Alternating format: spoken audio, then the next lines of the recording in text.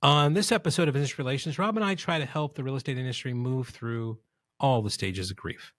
Let's go. This is Industry Relations, a podcast that's at the intersection of real estate and technology from an insider's perspective, with Rob Hahn and Greg Robertson.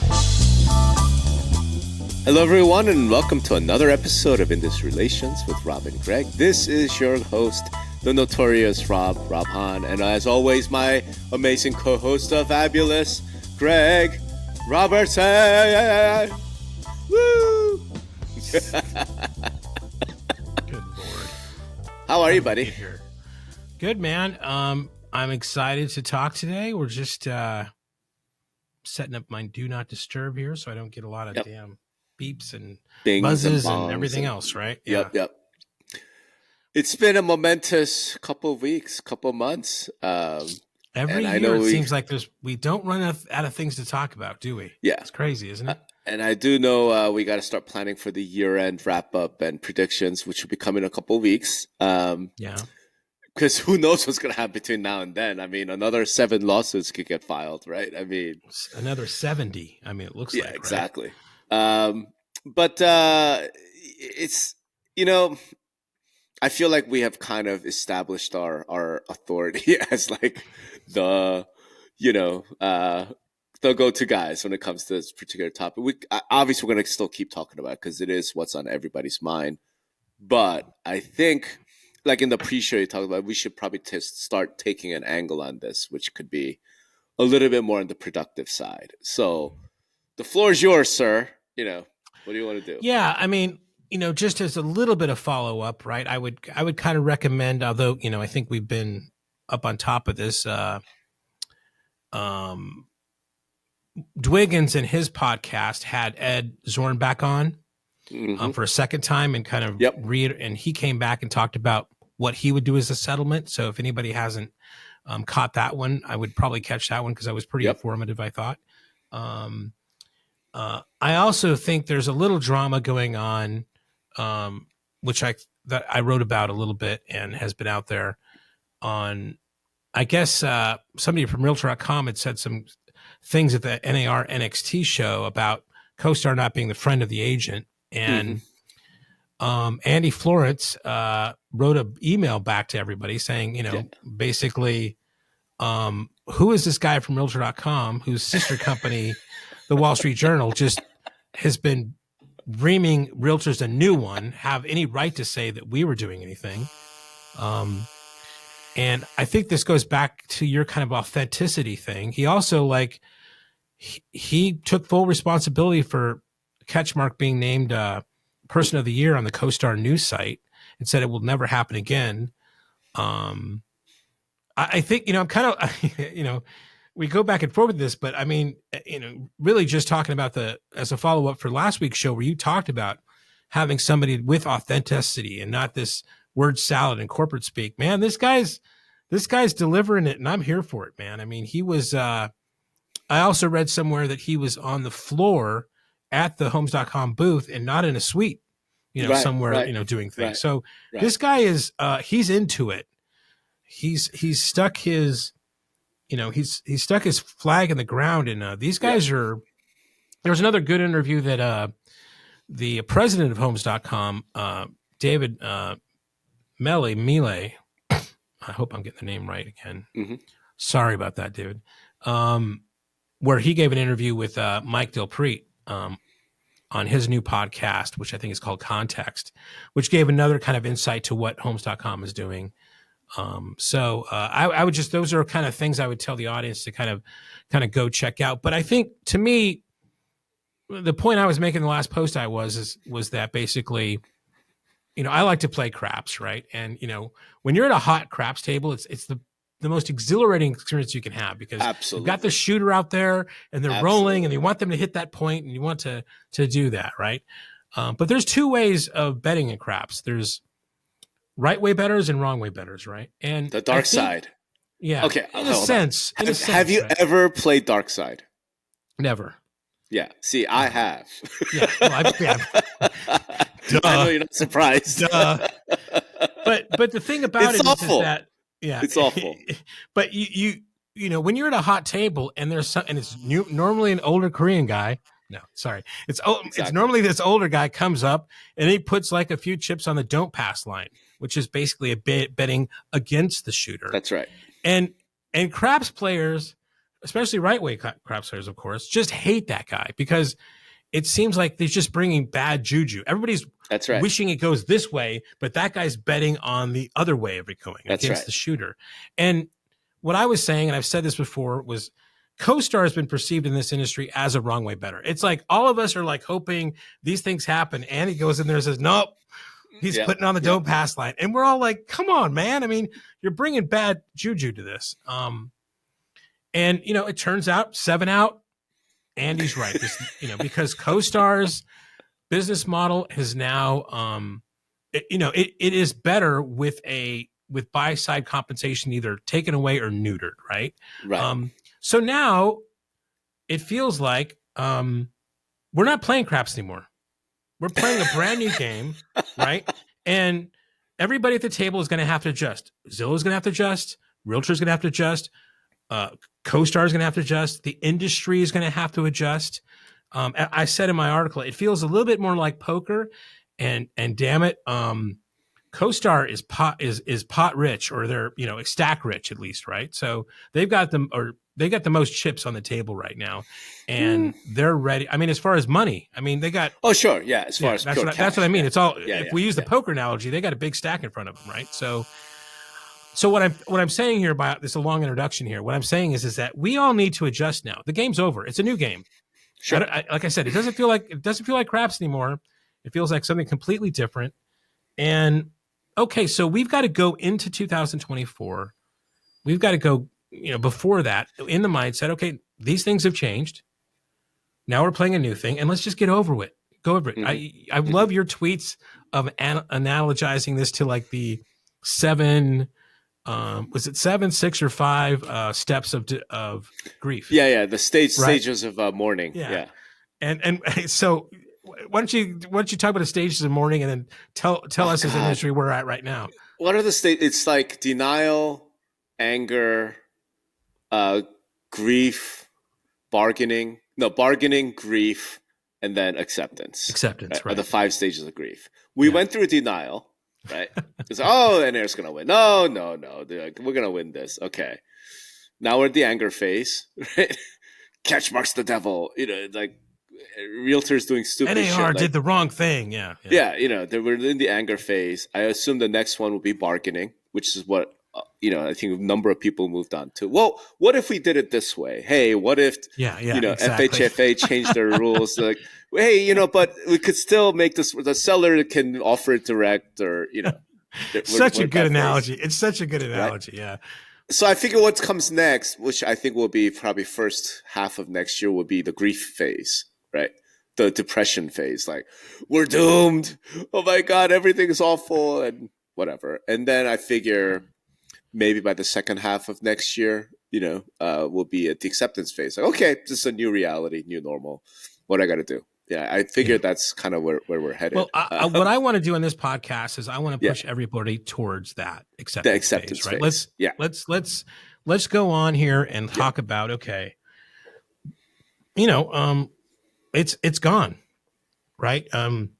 There's no field in the MLS that says what the buy side agreement is. Maybe any compensation at all. We're going to have to deal with buy side agreements, which we've been talking about forever, which is going to be the general practice.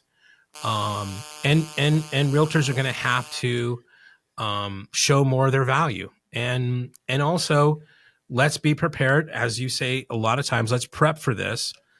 Maybe it wasn't enough for us to tell them to prep ahead of time before the lawsuit, but because now, what are MLSs, what are associations, what are brokers, what are agents going to do to prep for this new world that we have to accept right now, right? So I want to have a real caveat on this, because this has been a little bit, I was thinking about writing about this or maybe talking to you about it a little bit. But, it's over the last 3-4 weeks, because we had the verdict now, right? I don't know if you've noticed, but I've noticed a lot of, I don't even know what to call them. I guess we'll call them real estate podcasters, right? I didn't know there were so many goddamn channels actually on YouTube, but there are a lot of them.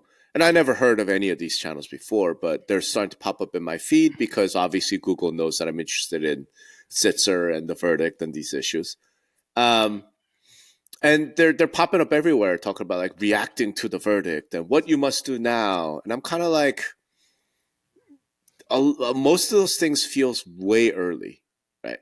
And people who are doing like, here's what you must do now, like you're forced to make assumptions about what the injunction is going to be. And I just feel like it's early. I've written about this. Like, why are we assuming what the injunction will be, right? Like there are all these assumptions like, oh, the field in the ML should be gone, but you need a buyer agents agreement so that the seller can agree to pay you during the negotiation process. I'm like, how do you know that's going to be allowed? Right? Yeah. Like, we don't know yet. So you can prep, but if you're going to prep, then you actually have to prep along sort of a range of possible expected outcomes, right? So the mistake, and so I'm perfectly willing to do it. Just mistake that I think we need to avoid is assuming what the new reality is going to be. Okay. Right? That's fair. I think that's the way to do it. So, and then it could just sort of go down. Okay, if the injunction looks like this, then here's what we had to do. If it looks like this, then here's what we do. And then see if there are like commonalities where you want to start making some changes now, because no matter what, you're going to need to do that common thing, right? So from that standpoint, where should we begin? Agents, brokers, MLSs, I want to start with agents. Industry? I want to start with agents, and I think, and then from the agents, it kind of goes into a lot of places. But I mean, sure, I think a tenet, a core thing that agents need to begin working on, and I don't know if it's tech or if it's anything else, but agents need to be able to communicate their value, right? And I would look at my tech stack, I would look at my marketing stack, I would look at my whole business, and where can I show my clients the value that I'm delivering, right? Because it's going to be poked, it's going to be pressured, it's going to be pushed, it's going to be prodded. Everybody is going to be on a thing where it's already starting now. We've heard from agents that they looking for their refund, right? So I think that needs to happen. Everybody's got to do an analysis or an audit of all those things there to make sure that they're showing their value way up in front. Okay, I want to push back a little bit on this because I've now heard this a gazillion times from industry gurus and experts not named me, saying you need to show your value, you need to communicate your value, right? And I'm going, okay. First of all, while I don't disagree, and there's an angle to that I'm 100% with you, and that's our friend James and Christian Dwiggins. They're building this thing called Raise. I'm on the board of advisors, so like I know exactly kind of the angle there, right? Okay, and what Raise is? So I don't know. Yeah, I don't know about Raise. I've gone to their site, but I don't see anything. Yeah, they're public now. I mean, it's basically a tool to allow agents to track their time and activities, so they could say to a client, "Here's what I did for you last week," right? Because a lot of times clients don't know what an agent does, right? Again, so but this is not that. Almost like tracker? A billable hours type system. Do you know what I mean? Like, wild. Okay. I made these many phone calls, that sort of thing. And we should have them on probably at some point to talk about it. Except we don't typically, I felt weird about it. We don't typically do that. You know what I mean? Like just allow vendors to come on and pitch their shit. Like it's just not our space. But I'll have them on listing bits. I'll have them on listing bits. They can come there. But here's the thing. When I hear that, I kind of go, well, the assumption by all these sort of gurus and coaches and whatever, and I get it because they're trying to get agents to pay them. But like you're assuming the agent actually has value, right? And a lot of times, man, and let's face it, this is one of those hard truths that we don't want to confront, really, but everyone knows it. A huge chunk of the agents out there should not be in business. They actually have no value. If anything, they have negative value because they're lying to consumers and they're misleading them and they're incompetent. Like, so the first place, like if you actually have value, then yes, we could talk about communicating it. But the first step prior to that, maybe at an agent level, is do you actually have any value? Well, I think if you do an audit, I mean, you're going to find that out, right? I mean, if you audit yourself and you audit your business and you're going, But well, right, I haven't but had a that's listing the in the past point. 2 years. Maybe it's time for me to freaking re-examine my whole life here. But what I mean is like beyond that, like I know it sounds weird, because obviously I'm a huge fan of like agents, the good ones. Like the last episode that I did, I was like getting very poetic about. So these are some of the best people. Yeah, that's true. At the same time, I can't ignore the fact that there are a whole bunch of people in our industry who are, agents, who are realtors, right?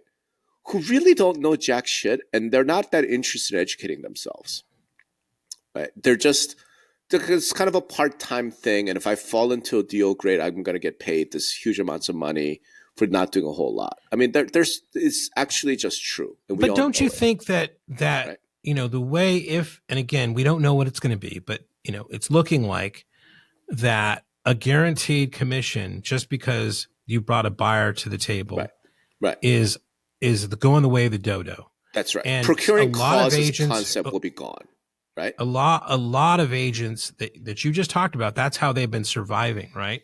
So Yeah, don't yeah, you think yeah. that there's just by, Darwinism, those guys are going to fall out anyway, right? So Yes, I do. yeah. So I But mean, that's that kind of to what I'm me is saying. just like okay. What I'm saying is like, look, as these gurus, the experts, the brokers, and I know our whole approach for decades has been like don't upset the agent. You know what I mean? Always tell them they're pretty. Always tell them they're great. Like it's always been a little bit of that approach. I'm saying actually we need to maybe think about that. Maybe we start with, listen, I want you to communicate your value. Unfortunately, you don't have any value. You don't know enough, right? You haven't trained yourself enough. You haven't read up enough. You haven't done enough deals, right? So I want to Tough help love. you communicate a little bit of your value, but fact of the matter is you don't have any, right?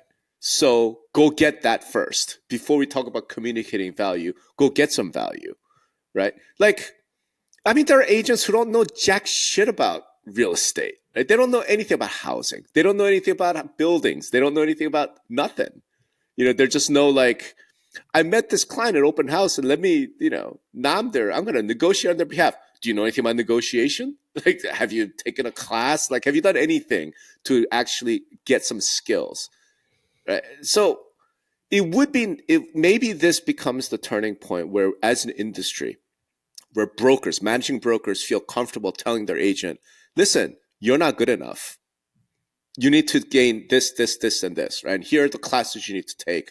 You need to take negotiations 101. You need to read Greg's book on how to do a comparable analysis, right? Like, do you know what I'm saying? Like, maybe this is a turning point. If so, then that would be amazing, right? That's a real advantage. That's a real advance. That once we get past, and if people say, I don't want to do that. I didn't get into real estate because I wanted to work hard. Cool, get out. Do you know what I mean? Cool, Yeah, I mean get out. the culture of, and especially you can see it on the lists and everything else, has been a culture of number of agents, right? And Right. And a lot of that stuff has been also built into their revenue, right? Their business models, where whether you want to call it a desk fee or tech fee or some sort of thing, right? And Right. also brokers have been up to this point, and I'm not sure this changes, is that, hey, cast a wide net. Maybe I'm going to get an uncle or a family member, a couple deals out of this person, Mm-hmm. and that's they've kind of looked at it almost like VC guys look. It's like, I'm going to invest in like 1,000 Right. people, and 10 of these guys are going to pay off, right? So, Right.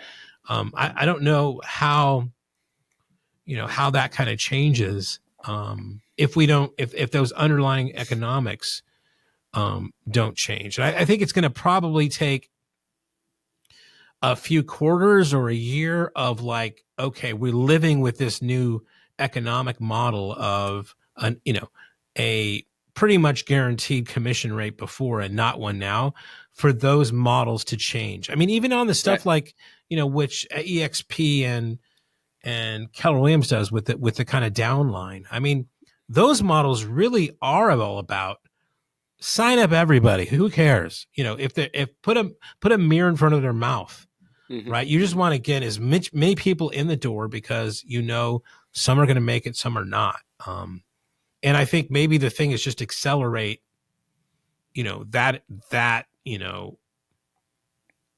grading, that culling quicker than you have in the past. Maybe that's got to change. But God, I mean, the culture is so about number of agents right now, especially from the brokerage and franchise level. Right. It's tough. Right. And so it's going to be a real culture change. It's going to be a mind shift change. Here's the thing, man. Like, I know a lot of the brokers, a lot of really good brokers, they can't wait for this to happen, right? Because a lot of them aren't happy with kind of what they have to do to stay in business, right? A lot of them, they don't like the fact that financially it benefits them more if they bring on a new agent who don't know shit and they do 2 deals a year, right? Their margins are higher on those 2 agents. So yeah, things have to change. Yeah. Right. Yeah. But because we're talking about the agent, I'm saying, look, I completely agree. Agents, you need to communicate your value. But here's how I see that. If you have trouble talking to a customer, and you and I both do sales, we're both in business. If you have trouble telling somebody, I'm going to be paid this is what I charge, then maybe you need more skills. Right. And this is one of the things that I think is really challenging, how, like we talk about buyer agency agreement, buyer brokerage agreements, and how brokers have been trying to convince their agents to use this for years and years and years. Now, here's the thing. I am not one of those people who think that the buyer agency agreement is some sort of a fix-all. I really don't. Right. It's shocking to me how many realtor associations and coaches and brokers are out there just preaching like, buyer agency agreement, this will solve everything. I'm like, no, it's not. It's like, first of all, it's more of a legal transparency thing than a fix-all for business. Correct. Yeah. Correct. Yeah. And we've talked about it. Like, how in the world are you going to enforce these buyer agency agreements? Right. Like, what if your buyer refuses to pay you? You really going to go sue? Like, war hero just got back from like, you're really going to sue that guy because he didn't pay you your money? Like, right. Yeah. Right? I don't think in this environment you would, but I mean, in an environment where that's what your bread and butter is, because of that, I think that stuff goes up, actually, if that stuff happens. There was nothing in place like we do now. There would be nothing in place like we do now with the MLS that kind of gave that a little bit more teeth. Exactly. So I'm just saying, it's nonsense to me to think that like NAR's out there waving the DEI flag and talking about how if we get rid of compensation, it'll hurt minorities and women the most. Okay, cool. So now after buyer agency agreement, you're going to go sue the Black single mother who just helped put into a home for the first time. You're going to go sue her because she didn't pay you $18,000. Like, yeah, you could do it one time, man. Right? You could do it one time. And after that single mother goes to the press, and after that single mother tells everybody, goes to social media, you're never going to have any other buyer clients after that. So let's just get real about it. Having said that, my point is there are, brokers who really want to see the ability to start saying, it's not about headcount, right? It's not about, you're going to fall into a deal. The economics do have to change, because what those brokers want to run are professional services firms where all their agents are delivering real value, have value, will go through training, learn skills, and have no problem if you have the skills going to a client and say, hey, I really want to help you. This is what I charge. Client goes, well, I'm not going to pay that. I'm sorry. See ya. Right. And I feel like this applies across the board, well, no matter what profession. If you're a plumber and you got skills, somebody calls you, hey, my toilet's clogged. I charge $500 to come out. That's too expensive. Cool. Call the next guy. You know what I mean? Like, that's what I'm worth. You don't like it, don't pay me. That's fine. I don't have to do work for you. I think we'll transition to that. Yeah, I think, though, one of the things that it's been an interesting thing about, my full adult life has been working with real estate agents from 92, right? I mean, it's such a weird profession where they expect that one person to do everything. Right. They're really the very definition of a solo entrepreneur. I know they're part of a brokerage or whatever else, but I think that's why a lot of the teams do very well, because they can identify, hey, this person is really great with people, great with families. And and I think that's, a lot of times why a person is my age, right, who looks like they have experience, is a better person to show a family because I have some life experience, and maybe that's why the age, is where it's at, right? Where, somebody that's 21 years old is not, hey, what is, it doesn't come across as that trustworthy thing. But it's not, I don't think I think it's a very hard thing to ask one person to be the marketer, the guy that asks for the money, the guy that shows the houses, the guy that negotiates, the guy whatever. So, and I think that's why teams have done well. I can tell you, there's been different, companies I've been a part of, and one of the most interesting experiences was building a call center. I mean, basically a boiler room, right? Where you're going to have, we had probably at one point, close to 30 people in a room making phone calls, calling real estate agents, right? Or brokers. When you build something like that, it's almost the same of what we're talking about here. You have to you're spending as much time on recruiting as you are the operation. So if you look at like the economics of that, half your money is going to, if you don't have a fresh bodies coming in, because you never know, and especially in this business where it's so aspirational, you got to keep a constant flow because they leave. They're just not cut up for it, right? And you don't know that until they start doing that job. So I think there's, it's almost like do you bring him in to do some things that are involved with real estate and then say, you know what, now you take your Series 7, in a sense, right? Now, you know what, let's do this before you get your license. You know what, let's do that before they, there's another step where they handle other things in the office before they actually become a realtor. I think there's a lot of different business models that have to be that'll be kind of explored and changed as we go along here, for sure. But I mean, Keller Williams and EXP, I don't know, man. I mean, they're the downline. That's so maybe that downline goes away. Maybe it transforms, maybe it modifies. But to your point, I do want to address this. Like, teams have done really well, but I don't think teams have done well for the reason you're mentioning, right? But what's interesting is that is something we could see on the other side of this. Right? In others, we've gone through anger, bargaining, depression, and then we get to acceptance. I think what we might see is, to your point, a real team. Here's what I mean. If you think about it, like teams in real estate, they're not really teams, right? What they are sort of this brokerage within a brokerage where you have the lead agent who just charges a split to a team member, but then the team member is doing everything solo, other than administrative staff that the team employs, which is no different than a broker having administrative staff.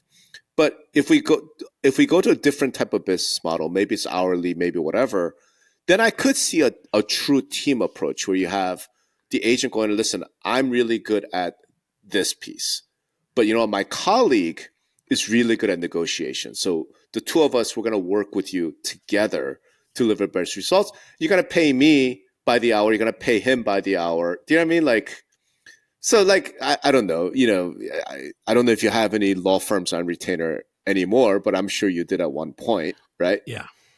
Like, that's a team, the partner's not drafting some fucking letter. The paralegal's doing that. You run into something. Well, I need advice on tax. Like, look, I'm not a tax attorney, but I've got a guy who's a tax specialist. I mean, in that case, you have my lead guy would be the strategy guy. Right. He says, okay, here's how we're going to approach this. We're going to need to hire an insurance guy. We're going to have a, whatever guy and a whatever guy. I mean, definitely. But you're always looking to that top guy to provide the strategy of how this is going to be done. That's right. Yeah. And I think we could see stuff like that happening in real estate too. Again, for like a simple, you're buying a 2-bedroom condo, this is a real simple deal. Listen, you don't need me, right? I'll be a relationship. Sure, I'll advise. But you need my junior guy who can handle the condo deal for you, right? Yeah. No problem. But hey, your father just passed away and you want to sell it in his state, and there's all sorts of environmental issues around it. You've got some oil and gas in the property. You've got some timber rights. Oh, that's complicated. Okay, you know what? Yeah. Bring it to me. I'm going to bring in the best timber rights guy. I'm going to bring in the best oil and gas negotiation guy. And together we as a team will help service you. Like that's...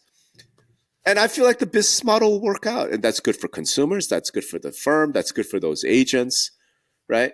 Yeah. So I do think we're going to see stuff like that. I do think we might see brokerages, spending more time on training and offering different types of training. This has been a thing I complain about for years, right? Because I'm not an agent. I've never walked in their shoes. So I don't know. But I am like a business consultant. So I could go look at a broker and look at their training programs that they offer, right?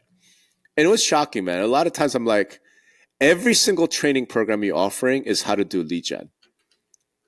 It would be like how to work your sphere.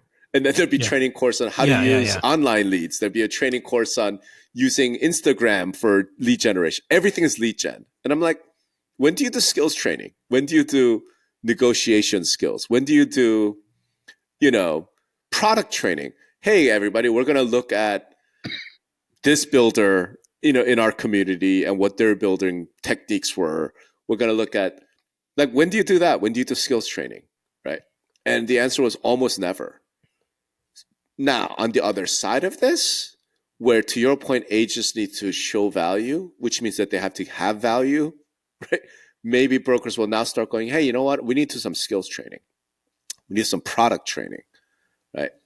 And I've told you this story. Like, one of my most formative experiences was I was a salesman at Bergdorf Goodman, right, selling men's clothing, and straight commission sales, right?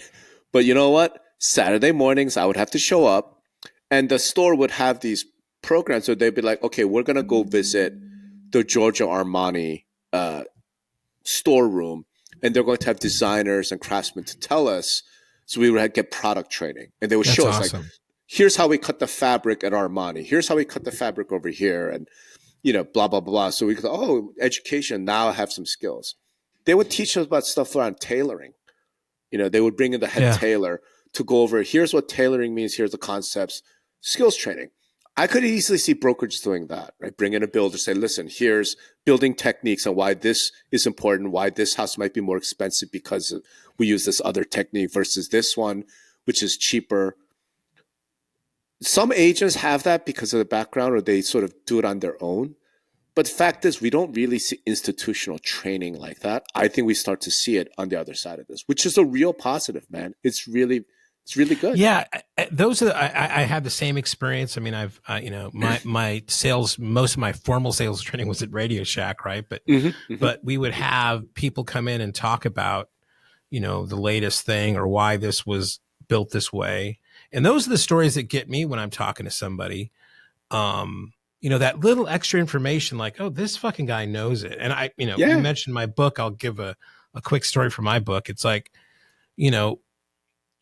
I tell agents is like, one of the things to do is just walk your neighborhood like you do a morning walk and take a picture of every house. As each day you take a picture of a house and say something nice. Okay. Find out what types of trees were planted in your neighborhood and know the exact down to the genus of it, or genus. I mean, to say, well, and then find out why they picked those. I mean, if I'm talking to an agent, well, these are, obviously blue Smoky Mountain firs because at the time, blah, blah, blah. I'm like, if this guy knows about the fucking trees in my neighborhood, right? And I think that could probably help a lot to lead gen as well, right? Because when you're talking like that. Wait, hold on. That guy says, this is blue, whatever, Smoky Mountain fir. And then he says, I'm 500 an hour. You're like, sign me up. Sure, you fucking know your shit, right? Yeah, no, exactly. And that exercise, just making a morning walk and taking a picture of a house and making a comment on it.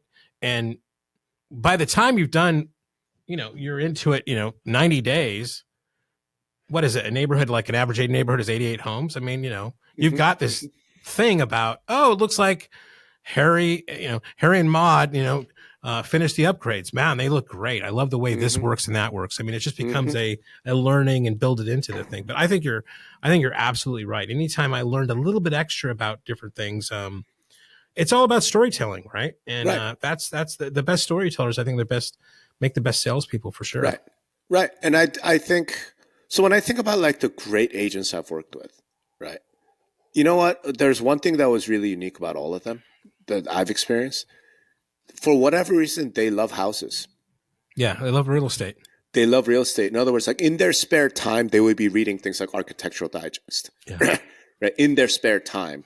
for fun, they would go and tour houses because they just I love do. I houses. still go to open houses all the time, man. It's like bugs the shit out of my kids. Yeah. So, and that makes it a lot easier for those individuals to actually gain the knowledge without it being like some, dreary, like I got to open this book and study it. It's not like that, right? It's just, they just love houses. They're going to find, oh, hey, look at this, whatever, right? Look at interior design. Yeah. Look at this thing. Look at that thing. And I think those tend to be some of the better agents because they just naturally pick up all those skills and they get curious about it. Now, those people tend not to be really interested in finance, like Right. in my experience. So look, this is again, maybe what the finding team. somebody that does it all in one is nuts, and that's what basically right now the model for a real estate agent is they got to do everything. Right. So imagine you, from a team standpoint, you're the agent who just loves houses. Go to all the open house, and you partner with somebody who just loves finance. So he wants to know anything about mortgages and everything about, strategies around whatever and financial asset planning. What an amazing team that would be, right? So you work with the buyer. He's looking at a house. It's whatever, 1.8 million. And you're going, it's like, hey, from a house standpoint, this is amazing, blah, blah, blah. Your finance team partner comes in, is like, this is awful. Like, this is a terrible deal. Do not do this. Right? You know what I mean? Like that, at the end of the day, that potentially really delivers better value to consumers. And if you're delivering better value to consumers, they are going to pay you. Right. And we're also freaked out about like the buyer's not going to pay you. I'm like, look, so this is probably a controversial statement because it goes completely against like NAR's big push about women and minorities hurt the worst. I'm like, if you can't afford to pay for professional representation, maybe you can't afford to buy a house. You know what I mean? Like, maybe don't stretch so hard to buy a house that you can't even afford professional advice.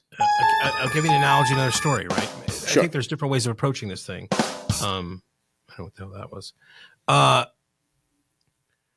Tire places, right? And I think Les Schwab was the person that kind of did this kind of stuff, and my local place here. If anytime I have a flat, right, or something's wrong, I go in there and it's almost I get better service when I have like a random flat than when I'm buying tires. Not really, but I guess it's because the perception, they don't charge me because they want to be a service provider. And this is part of the service they provide. Bring your car in, and it's an opportunity to show you what they can do because they know. And where I bought, I've gone in this place a couple times with some tire issues. They fix it for free. I'm not saying, we'll get to how I would think that. And then I bought every 4 sets of tires for all my family from the same place because the experience that I went in there expecting to pay the first time and they never did. And then subsequently going there. So, I mean, I don't think it's going to be such a thing where maybe, as you talked about before, hey, the condo, right? It's $2,000. Right. We'll when you start going to whatever, when we start looking whatever, then we'll talk about it. Right. So I don't think it has to be a binary thing. Right. Where if you can't afford to pay this, you shouldn't buy a house. I think there's levels that we're going to have to come up with that kind of provide for that. And some of those things, if you think about it, weren't really possible in the old model. And that's what you say this all the time. You got to look at these things as an opportunity, not just a problem, right? Not just a huge issue. And I think that's could be one example. Yeah. So, I mean, I dig that approach, but here's fundamentally, I think what I'm getting at is this. I think Americans, for the most part, by and large, are good people and they're fair, right? Buyers they're not out there trying to screw some agent, that they built a relationship. They're just not. So if the agent has real value, right? The agent is delivered. They love the house. They're all those things, and they're delivering real value. I think the buyers would want to compensate them. It's not a matter of I don't want to pay you, screw you. It's not that. I think they want to pay them if they are receiving value. And the only question then is, how do we make it possible for them to pay, right?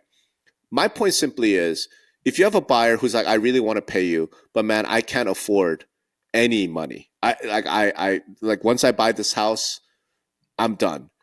I'm so stretched thin. Maybe what I'm suggesting is you could go, maybe you're not ready to buy the house yet, right? Maybe don't bankrupt yourself just to buy a house. Maybe spend another year and build up a little bit of savings, build up a little bit of reserves. Because here's the thing, forget paying the agent. What if you move in and something happens and you need to replace a heater?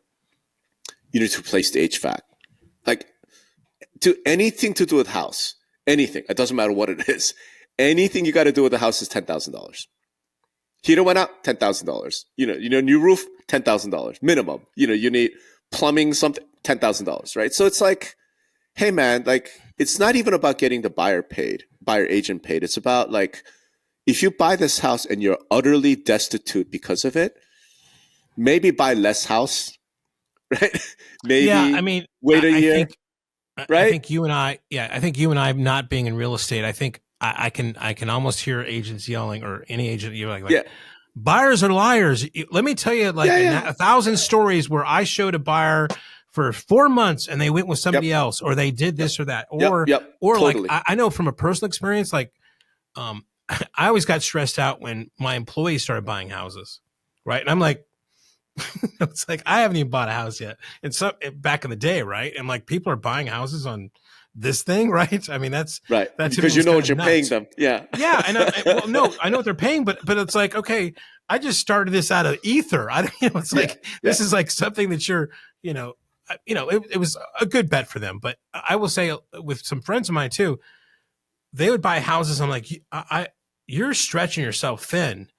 That I would never buy the house that was worth that much. And you know what? Every time I should have bought a bigger house, because their equity gains were way more than mine, because I always played it conservative, right? So there's probably caveats and everything here a little bit. Sure. Yeah. No, of course. All I'm suggesting is, once we move to like this new world, this new model, whatever that looks like, and if agents and brokers have a little bit more flexibility how they could go about things, I could easily imagine. My point simply is that I think buyers, if you deliver real value to them, they want to pay you, right? I don't think people are evil inherently. There might be some evil people, and yes, buyers are liars. There might be, but I think people are actually inherently fair.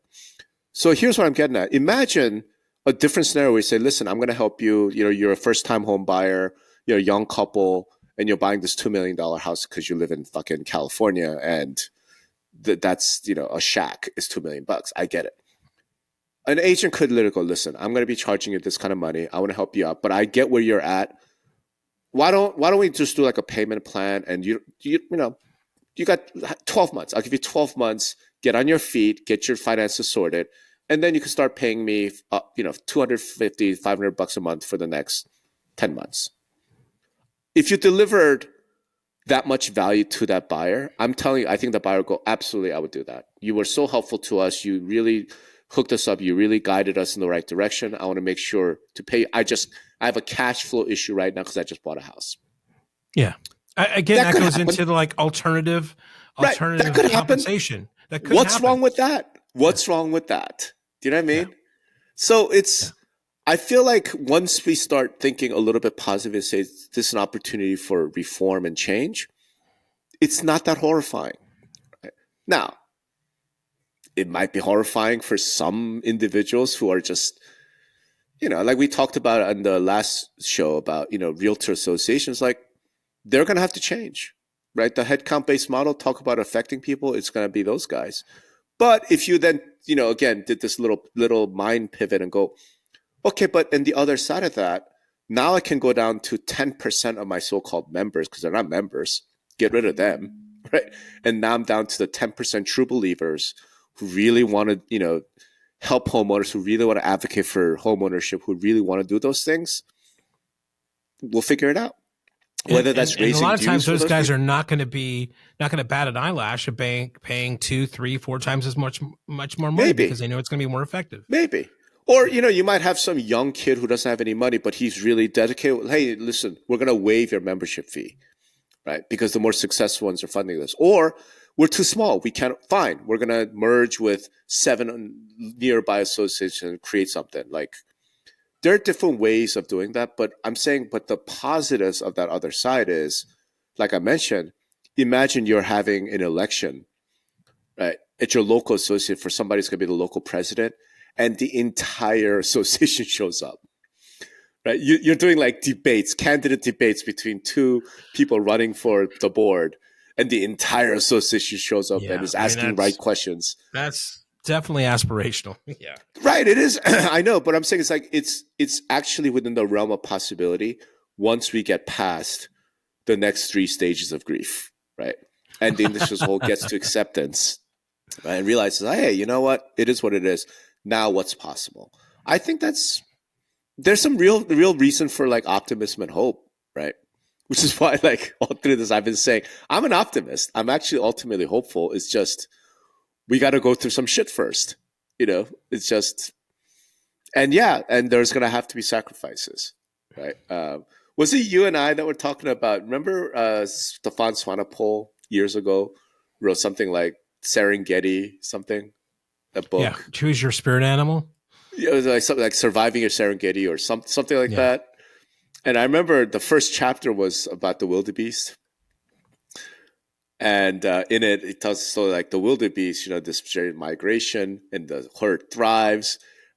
And like, the herd thrives because they let the weak get eaten by the hyenas and the lions.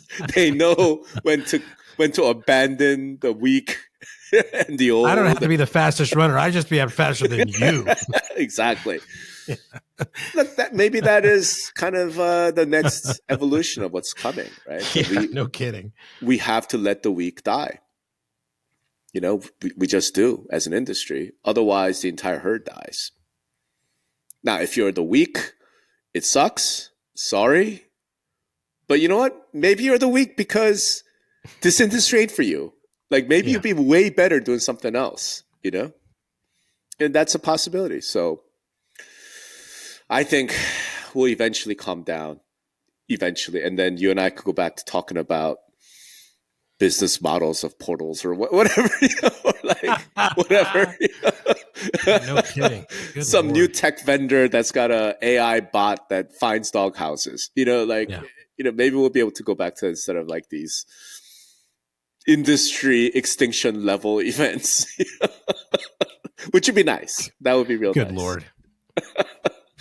Anyway, hey, listen, I don't want to leave off this episode without saying this in person. I know you saw my tweet about this. I guess it was Anthony Lamacchia that had a conversation with Michael Ketchmark, and it was feisty apparently, and he said he doesn't want to give that guy a platform. Right? He doesn't want Ketchmark on his show because why? Because it would be giving a voice to somebody he really thinks is bad or whatever. Cool. So I made an offer on Twitter. Something? Right, because I made an offer on Twitter. If you guys want a neutral place to debate, I would be happy to host them. And I think we would be happy to host on industry relations. Yeah. Hey, Anthony. Hey, Charlotte. Hey, Michael, if you are hearing this, you want to have a neutral ground. And I promise I will shut the fuck up and let you guys debate. Greg and I will just serve as neutral arbiters. We could in fact press the press roll, where they ask the questions of the candidates, right? We will happily moderate the debate. The invitation's out there. Come on. And let us know if you want to do it. We're happy to do it. Yeah, I mean, I don't know. I mean, apparently he was going to go on to Inman. Then Brad had put some messages out of what kind of questions he was going to ask, and then he backed out. Yep. So I'm not sure if I'm Ketchmark. I'm doing that, but I'd love to. I would love to have a conversation with him, or do as you suggested as being some sort of like a moderator or something. That's absolutely. Right. We would be happy to make our platform available for you guys to debate, neutral ground. I mean, let's have at it. Anytime we can have Co-Star News' Person of the Week here on the podcast, I'm here for it. Awesome. All right. Well, thanks everybody. And I think next week will be the Christmas episode. I'm briefly flirting with the idea of dressing up for it, Oh, Santa, wow. Santa okay. outfits. I like that. All right. Okay. Think about it. Think about it. But so let us know if you think that would be beneficial for Greg to dress up as Santa. And, I could dress up as the Grinch, something like that, right? Oh man! No, all right. Well, thanks everybody. Listen, content is everything. Two Brothers Creative makes it look easy. Right now, business owners really only have two options. The first option is hire a big firm. Now, this big firm's going to come in, make you think that they invented all the algorithms, and start charging you thousands of dollars every month. You don't want to do that. Second option is to do it yourself. Well, that means you got to learn SEO, SEM, copywriting, marketing techniques on the web. You should be really focusing on your own product. But now there's a third option. It's called Content in a Box. Give Two Brothers Creative 30 minutes a week and they'll handle everything. Plus, they'll show you how to bring it in-house later on. They'll rebuild your marketing foundation and give you tools and techniques and a new marketing playbook that'll actually produce real results and help you grow your business. Two Brothers Creative will give you the confidence and know-how to tell the SEOs and SEMs and all those other acronyms to get fucked. You're in control now. Get started today at thecontentbox.com.